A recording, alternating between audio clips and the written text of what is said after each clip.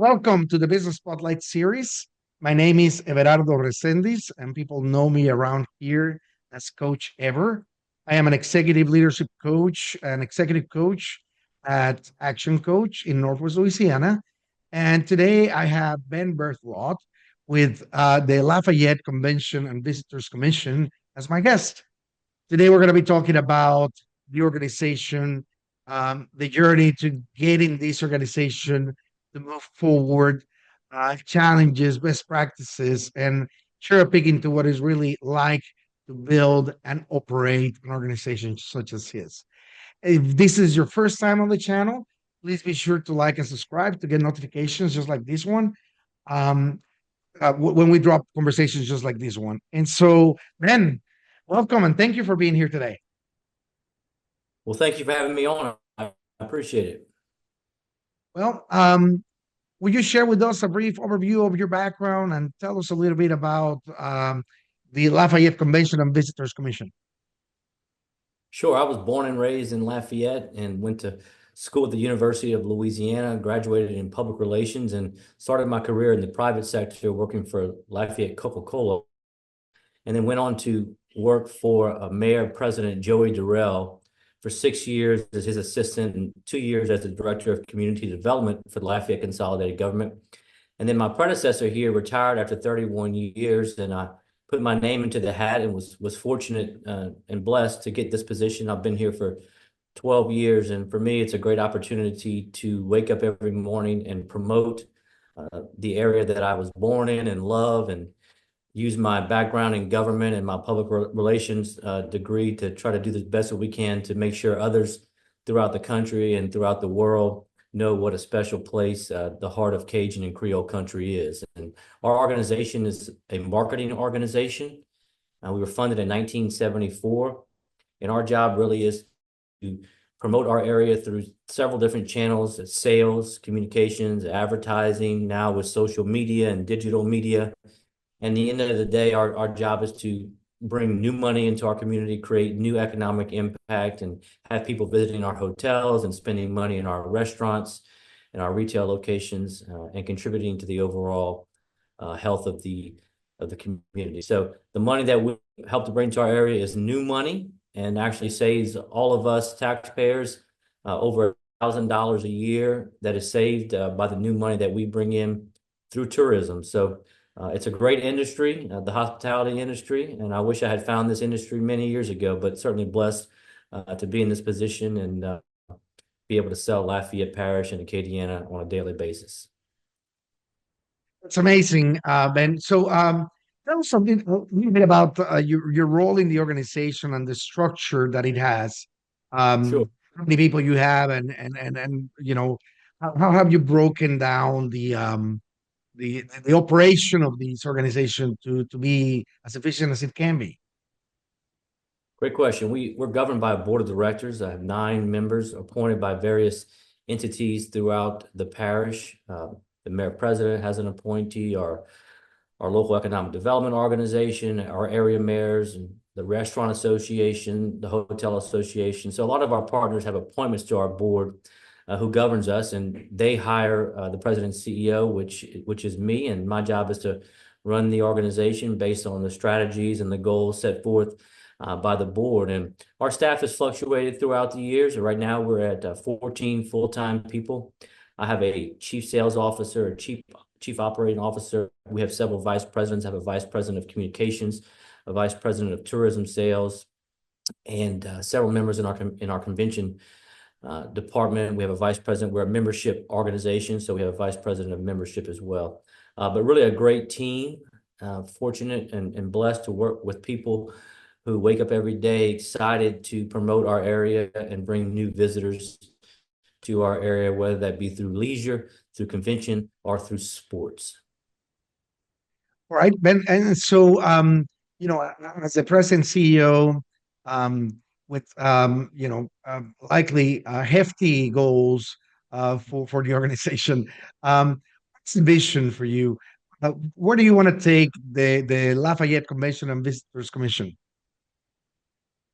Well, we are funded by a hotel occupancy tax. So if you stay in a hotel in Lafayette Parish, you're going to pay a 4% occupancy tax. Now we have a 2% tourism business improvement district tax. So ultimately, I think in some respects, we're judged by our ability to continue to grow that revenue, which means our hotels are doing good, but also other things like supporting our locally owned restaurants. And we run an Eat Lafayette campaign for 20 years now that really encourages people to support our locally owned restaurants. They're the reason that we've been named the best food city in the United States. Just recently, the best food town in the United States by the local palate, the tastiest town in the South by Southern Living magazine.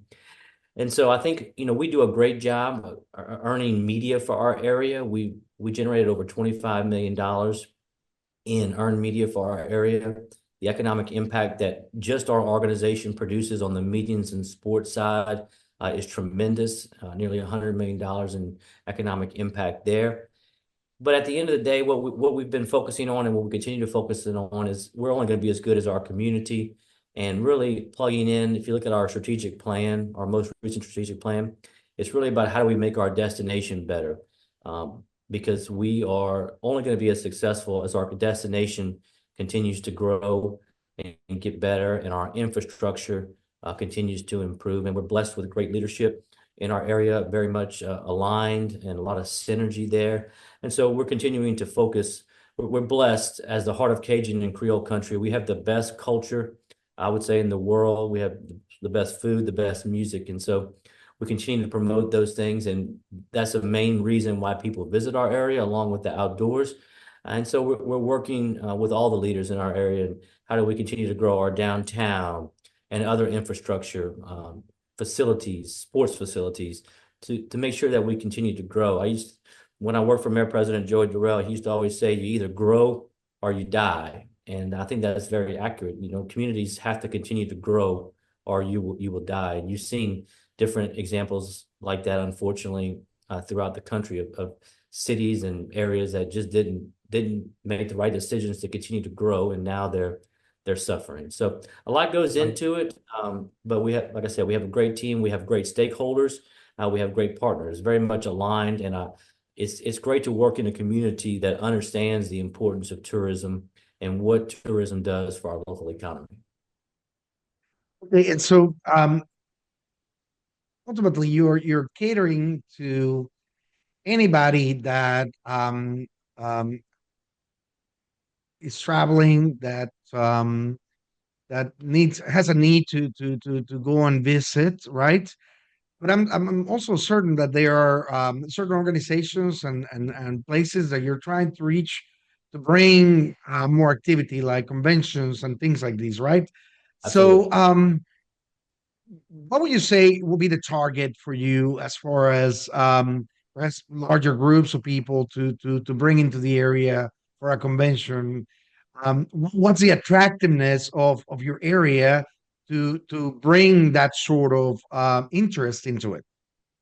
Like most cities throughout the country, we rely heavily on the 6-hour drive market. So for us, other Louisianians are very important. The Texas market is a big market, but anywhere in the 6-hour radius is something that we focus on. But we really have done a great job, particularly on the convention side. Most recently, we hosted the USA Boxing National Championships, which was also the qualifier for the 2024 Olympics. We hosted the USA Karate National Championships.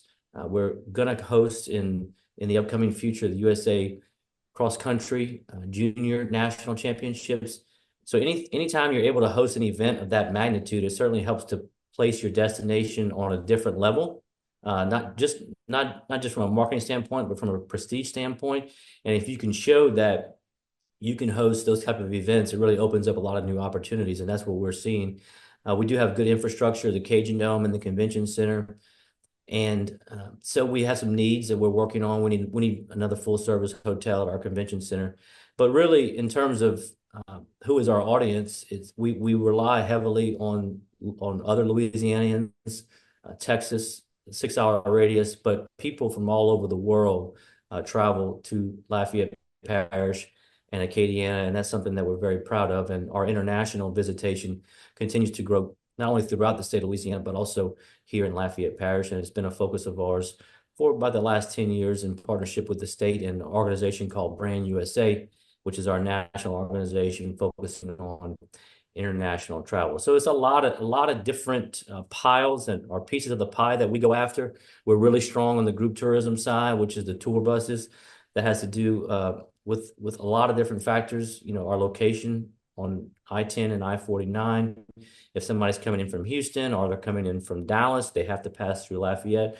We're 2 hours away from New Orleans, and so a lot of these tour groups will come to New Orleans and also spend time in Lafayette. And so it's a combination of all those things. Our youth sports market is our fastest growing market, and that has a lot to do with our great infrastructure. In 2014, the city of Youngsville launched a outdoor sports complex, baseball, soccer fields. It's a beautiful facility. Then a year and a half later, the city of Broussard launched one as well. And so we have great infrastructure.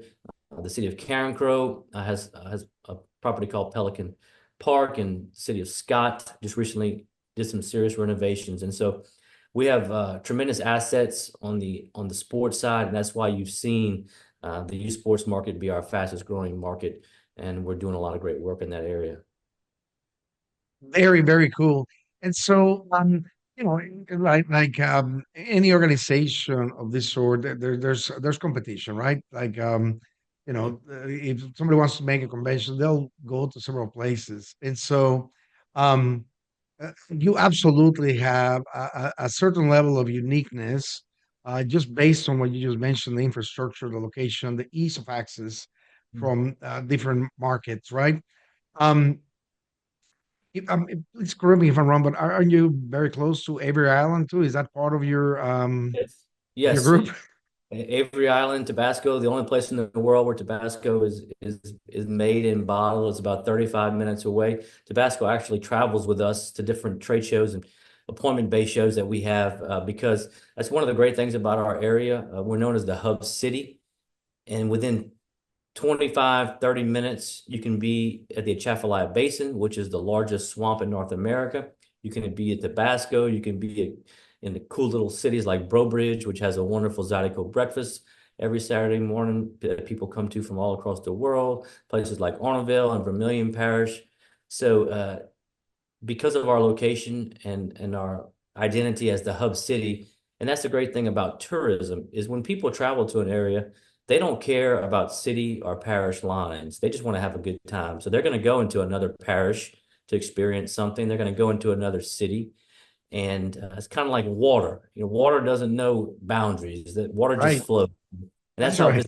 that's how visitation is. You know, and if you think about the places that you go to, you oftentimes cross into different cities and different parishes because you want to have a good time. And we're fortunate in our area. We have a lot of product, both within the city and the parish, but outside the city and parish within the region. And we have great partners in all of those areas, and we work very well together. And so, what is one thing you wish more people knew about, the Lafayette Convention and Visitors Commission? It's a great question. I think we spend so much money outside of the market trying to get people to visit that a lot of times our locals don't necessarily understand what we do. And we've made really that a priority through different communication and speaking engagement to try to get people to understand the work that we do, mostly so that they can engage with us on simple things like make sure we know what events that you're putting on. We make sure that we have a great live music calendar. We have so much live music happening. We want to know about all those things so that we can help to promote them. And so that's been a focus of ours. And then we're a tier 3 destination, and so we're not necessarily as well known as New Orleans across the country or across the world. But a lot of people, particularly internationally, think that New Orleans is a state. So that's a challenge for all of us. But we work very well with New Orleans, particularly on the international front. If somebody's coming in internationally, they're not just staying 2 or 3 days. They're going to stay a longer time frame, 10, 14 days. And so when that happens, we have a great opportunity to get them here as well. And so I think the work that we do, we've really placed our area on the map. We can always do better, and we continue to strive to make sure that everybody knows about Lafayette, Louisiana, and Acadiana. And that's our challenge every day. And every time we win a major award, like I referenced, we were named the happiest city in America. All of those things help to add to our reputation and ultimately help to get people here for the first time. We also have some wonderful festivals. Festival International de Louisiana, which is the world's largest free Francophone festival. That's a great opportunity to get people here for the first time. They have French-speaking bands from all across the world. We have the Festival Acadiana and Creole in the fall, which is the world's largest free Cajun and Zydeco festival. Another great opportunity to get people here for the first time. And Mardi Gras, which is our big three, those three that I mentioned. We're about to start, Mardi Gras is about to happen in a few weeks. And we have a very family-friendly and safe Mardi Gras, very affordable Mardi Gras, so we get people from all over the world. So those type of events that we host, and we don't put them on, but we're fortunate to have different organizations that put those on in the community that we help to promote.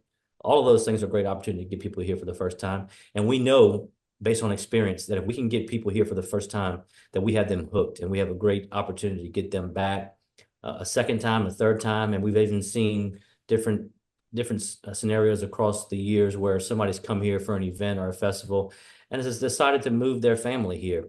And that's where our work with our economic development organizations comes in, and it's very important, those relationships and the vision that we all share in making all of those things happen. Because a lot of times, anytime a new business is going to locate to a community, the first time that they come into the community is as a visitor. And so that's right. a big role that we play. And then ultimately, if they have a good experience, then we have a better chance for our economic development organizations to get that business to move here and create jobs and all of those things. So it's great synergy in what we do. And like I said, we have some great partners in our community that And we it work. does take a village to get, Oh, that's right. the results That's that right. you. That's Everybody exactly within the community needs to be engaged and involved to right. make sure that whoever is coming in, whether it is for a, week visit or 3-day visit, or they're coming in to reestablish, Yeah, that they have a great experience, right? And so that's everybody's job, everybody within the community. that's right. All And right. fortunately, And we're very so, hospitable. I'm sorry, what was that? I said, fortunately, we're a very hospitable area. We're known for our hospitality, so that plays a big role in it as well. Yeah, there's something about living in Louisiana and having these um, let's call it peace of mind type of living. Okay, I don't like to call it laid back because it really isn't. We have No, busy lives, every one of us. right. We just don't take it that seriously. That's right. We work hard and we play hard. That's right. That's right. And so, you mentioned that you're a marketing organization, right? And your job is really to market the area, um, so that people are aware the opportunities you have, all the things that you offer. Um, but you also have the need to market within the different um, actors or stakeholders in the area so that they engage with you, like you mentioned. And so, comparison between marketing within shareholders and outside, the comparison of those two. Right. Yes. Okay. Well, I think first of all, collaboration is very important in the work that we do, and intentional collaboration in working with our stakeholders. We're fortunate to have a lot of different partners. Collaboration has always been a big thing for me in this community. I've served on numerous boards and organizations throughout the years, and making sure not only that we have collaboration, but that the vision is shared locally, and that the community understands the vision. I think all those things play into it locally, and we're blessed to have great leadership in our community, not only amongst the organizations I've mentioned, but also the University of Louisiana, which recently just became a R1 university designation through Carnegie. And the economic impact that they have in our community is tremendous. So it's just being on the same page, I think, with all those organizations, and continually having conversations and keeping each other up to speed on what we're working on. So that's a piece of it locally. And then out of market, we're fortunate to have the Cajun and Creole brand, and we're the heart of Cajun and Creole country. And one of the things I'm very proud of is that we really give people an opportunity to become immersed in our culture when they come here. They don't have to go to a museum to learn about it. They can actually experience it through various means. And so that's a big advantage that we have, and that's something that we try to portray in everything that we do from a marketing standpoint is our food, our music, our culture. And a lot of people like to talk about the uniqueness of our area, but we really are a unique part of the state, a part of the world. And really, you can have an international feel when you come here and experience that. So that's our job when we're out there marketing, and to get people to I guess appreciate that, and ultimately get them here for the first time. And once we do that, then our job becomes a lot easier. Outstanding, outstanding, man. So I'm gonna go back a little bit and maybe talk a little bit more about the journey that you had. You know, you've been at this for 12 years. Um, you chose these career, and you found your niche. You found home there, right? And so, you know, looking back, um, can you perhaps talk a little bit about perhaps the biggest roadblock that you had in coming into this in this position, and maybe whether it is, you know, because of um, where the state is, or the situations. You know, we've gone through several stages where, you know, disaster has stricken our state, and you've been affected, right? And so, will you share with us a little bit Right. about how does that affect you and your organization? What have you done to overcome that? Sure. Well, first of all, let me say I've been blessed to have some great mentors throughout my career. That started when I was at Coca-Cola, and I had wonderful leadership there, Paul Favron and Lee Tadford, who really gave me an opportunity to be involved in the community and to grow personally through programs like Leadership Lafayette and other things that they allowed me to do. And that continued when I went to work for Mayor President Joey Durrell, and he constantly gave me opportunities to grow. And so that's been a huge part of my journey. I've had great mentors, and that started all the way back into high school playing basketball for Danny Broussard and Kim Broussard at St. Thomas More. And all those lessons, I think, have contributed to any success that I might have had. And I'm very grateful and appreciative of that, for that, and those mentors that I've had. And in terms of, roadblocks, there's a lot of things that are out of our control, and we try to focus on what we can control. I think that's very important, not only in business but in life. You have to control what you can control. And just over the last few years, there's been a lot since I've been in this position. Well, you had Hurricane Katrina and Rita, which was right before I started in this position, and what a devastating thing that was for the state. It actually, our community, actually, we saw a lot of people come to our community. And so we weren't as negatively impacted, obviously, as New Orleans and other communities. But the perception from across the country and across the world was that Louisiana was underwater for many years. And so it's hard to overcome perception, but I think the leaders at that time did a great job of that. And then we went into 2014, 2013, you had the BP oil spill, which was another challenge, perception challenge.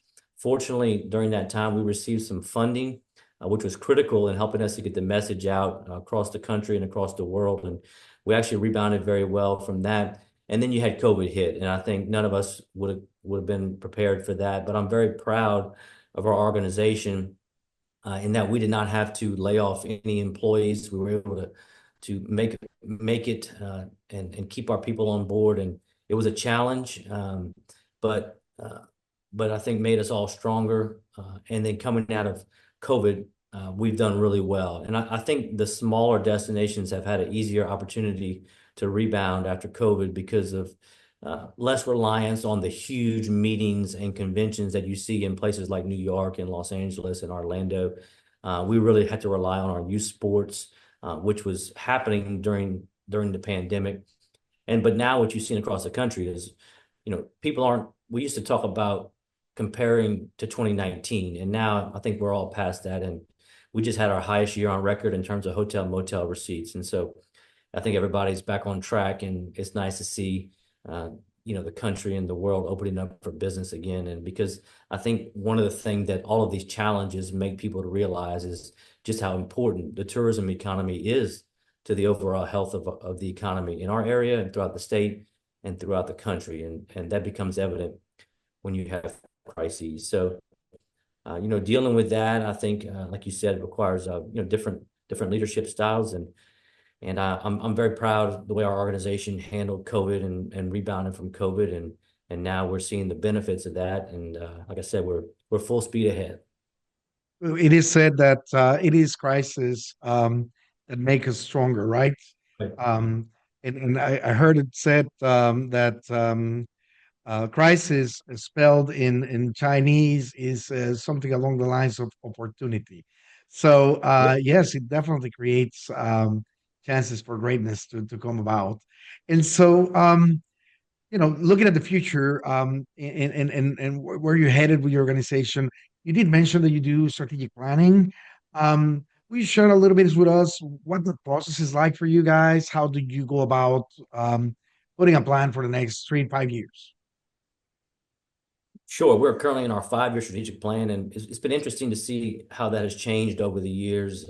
We're obviously very heavily marketing focused and advertising and sales, but most recently, what we've seen in our plans is more destination focus. And what role do we play in the infrastructure, in the advocacy work, in helping with things like connectivity and density that will make our community stronger. And all of that happens only with strategic partnerships and collaboration. So I've really seen that's been a big difference in our strategic plan over the last several years, is sort of what can we do to improve our destination in addition to the work that we're doing marketing and selling our destination. And so different things like collaborating with the university, we're focused right now on trying to build an indoor sports complex, which would be a tremendous asset for our community. We obviously are talking with leadership about other projects, which would be great for our area. How do we continue to grow the sports market? So all of those things that are showing up in our strategic planning, even efforts, infrastructure efforts like Interstate 49, which you guys have in Shreveport all the way connected. It's not fully connected from Lafayette to New Orleans, and that's not something that we can control. That's a funding issue and a federal issue and a state issue, but it's something that we can advocate for. And so that sort of thing has come up in our strategic plan. And in my position, that's a role that I try to play, is when I have the opportunity to talk about what's important to us in the tourism economy in terms of those type of projects, doing what we can to advocate for those things. So yeah, I really enjoy the strategic planning process, and we were able to engage our local community in that through a survey through a series of questions and surveys that ultimately gave us some input and some data into what was important to them. And then we use that to form our strategic plan, which we now are in year 3 of. And it's been great to see the boxes that we've been able to check along the way. And we still have a few more left to check that we're working on. We adjust as we go. Yeah. And so we have certainly covered a lot of ground in our conversation today. For those who are watching, I highly encourage you to save these and come back a few times for an additional watch. There's a lot of great nuggets here, mainly in my view regarding the mindset and understanding that there's an intensity of purpose to the things that you choose to act upon, and then you lead the community through the efforts that you put together. And so that's very, very interesting. And so as we begin to wrap up, Ben, I have a few rapid fire questions, Sure. quick top of head answers for each. So what would you say is the key to success for you? I think the key to success for us is collaboration, and I think it's an important piece of what we do. And then really trying to run our organization like a business. It's hard to run government like a business, but you have to try to do that. And every decision that we make, I try to make as if I was running my own business and that this was my money. And so I think those two things are really important to our success. Collaboration being the number one piece of that. What is one piece of advice you will have for other CEOs just like you?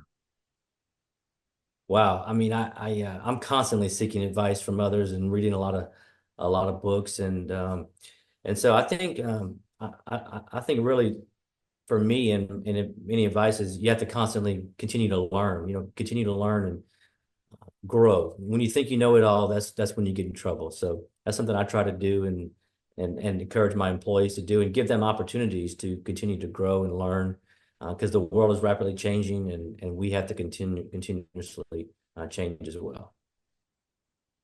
What is one book you're reading right now or have read most recently that strikes a note for you?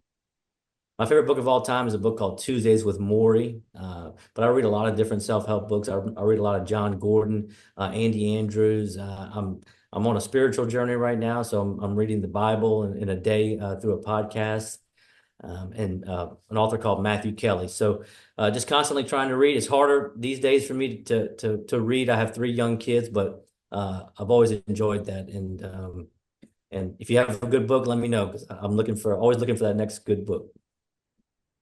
All right. So if you had to choose only one area of your organization that you could immediately improve tomorrow, what would that be? Well, I think in any organization, I would always like to improve our revenue growth, and it's growing. It never grows fast enough, and there's a lot of factors that are out of our control. So I think revenue growth is a big piece of what It's what fuel. we're constantly That striving. revenue gives you options. You can do a lot of That's right. things if you have the money coming in to pay for them. So Right. I wholeheartedly agree with you. It's a word of pursuit for everybody that's trying to grow. And Right. so before we get into the final question of the day, how can others learn more about you and the Lafayette Convention and Visitors Commission? How do they get in contact with you guys? Sure. Our website is LafayetteTravel.com. There's a lot of great information on there, and we're fortunate. I get an opportunity to travel across the state, across the country, across the world to promote our area, and so get to meet a lot of great people throughout the area. Like I said earlier, I'm always trying to learn and grow myself personally, and so I welcome any conversations. I've been blessed with a lot of mentors, and I enjoy meeting with people and learning from other people. And I do that throughout the year, various conferences and meetings that we attend, CEO summits and such, which is some of my favorite time of the year is interacting with my peers, both equal in terms of size of communities, smaller and larger, because I always learn something from all of them every time that we visit. So yeah, I would encourage people to reach out, visit our website. Our contact information is there, and come visit us. That's the main thing. Come visit us in Lafayette. There you go. Any special offers to visit Lafayette? We're one of the most affordable destinations in the state for sure. No parking. So, our hotels, we have around 5,500 room nights. So it's always a great time to come to our area. But coming up in the spring is a great time. We have some great festivals. And so I welcome people to check out our website, find a festival that maybe aligns with your interests and come hear some great music, have some great food. And if you want to stop by the office, come visit and we'll chat. Awesome. And so, Ben, what do you find is the most inspiring thing for you today? Wow, that's a great question. I'm inspired by a lot of different things. What continually inspires me is when I travel and go to places and trying to pick one or two things that I see in those communities and say how can we have that there and getting others to try to understand. But what really inspires me is I, I want people to know about Lafayette Parish and Acadiana all across the world, all across the country. I want our destination to rise to a different level, to be able to host larger meetings and host millions of more visitors. And for that to happen, it takes everything that we've been talking about in this podcast. It takes collaboration. It takes us continuing to do a good job. It takes our destination really continuing to grow. And so that's what drives me every day is I want to make our community better because I know that when our community gets better, it's going to mean more people come to visit us, and you see that all across the country, cities and regions that over the years have become what we call hot destinations, and maybe you didn't hear about Savannah, Georgia 10 years ago, but now you're talking about Savannah, Georgia, and maybe you didn't hear about Louisville, Kentucky as much 10 years ago, but now they're hosting some of these major meetings that we want to be hosting. And so that's what inspires me every day is getting our community better, and growing our tourism economy. And it's an exciting job, and really the opportunity that I have to wake up every day and promote and sell our area, an area that I love, sometimes doesn't feel like a job. And my mom has always said, if you love what you do, you'll never work a day in your life. And there's many days that I feel that way. And so, I would encourage everybody to try to find something that you're passionate about like that, because it won't feel like work. Outstanding. Well, thank you so much, Ben, for joining us today and sharing all this with us. Thank you to the audience for watching and sharing. You never know who you might inspire by sharing this with them and have them listen to this interview.